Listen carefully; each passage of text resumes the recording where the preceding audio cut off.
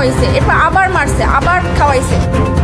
মানুষটার শরীর দেখে আবরার ফাহাদের কথা মনে পড়ছে বললেন সমন্বয়ক সার্জিস আলম। বিস্তারিত জানতে শেষ পর্যন্ত দেখুন।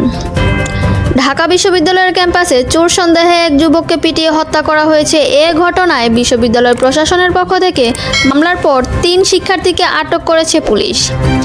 একই দিনে জাহাঙ্গীরনগর বিশ্ববিদ্যালয়ের ক্যাম্পাসেও এক সাবেক ছাত্রলীগ নেতাকে পিটিয়ে মারা হয়। ঘটনা দুটি নিয়ে তোলপাড় নেট মাধ্যম। দাবির ঘটনাটি নিয়ে সামাজিক যোগাযোগ মাধ্যমে প্রতিক্রিয়া জানিয়েছেন বৈষম্য বিরোধী ছাত্র আন্দোলনের অন্যতম সমন্বয়ক সার্জিস আলম। তার ভেরিফাইড ফেসবুক পেজে লিখেছেন, মানসিক ভারসাম্যহীন হোক, চোর হোক অথবা দাগী আসামি, কাউকে এভাবে পিটিয়ে মেরে ফেলার অধিকার বা সাহস কোনো একজন ব্যক্তির কিভাবে পায়?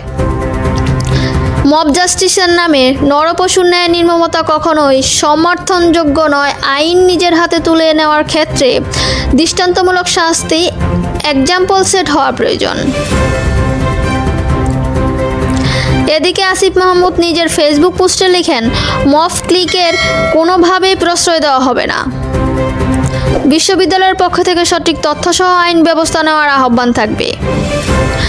একই সঙ্গে জুলাই গণ অভ্যুত্থানের হামলাকারীদের তথ্য সংগ্রহ করে আন্তর্জাতিক অপরাধের ট্রাইব্যুনালের দেওয়া এবং বিশ্ববিদ্যালয় থেকে শাস্তি নিশ্চিত করার আহ্বান জানাই।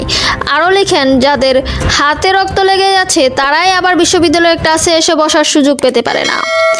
অন্যদিকে নাহিদ ইসলাম তার পোস্টে বলেন, ঢাকা বিশ্ববিদ্যালয় জাহাঙ্গীরনগর বিশ্ববিদ্যালয় গণপিটুনিতে মৃত্যুর ঘটনা দুঃখজনক। অতি দ্রুত বিশ্ববিদ্যালয় প্রশাসনকে তদন্ত সাপেক্ষে আইনি ব্যবস্থা নিতে হবে।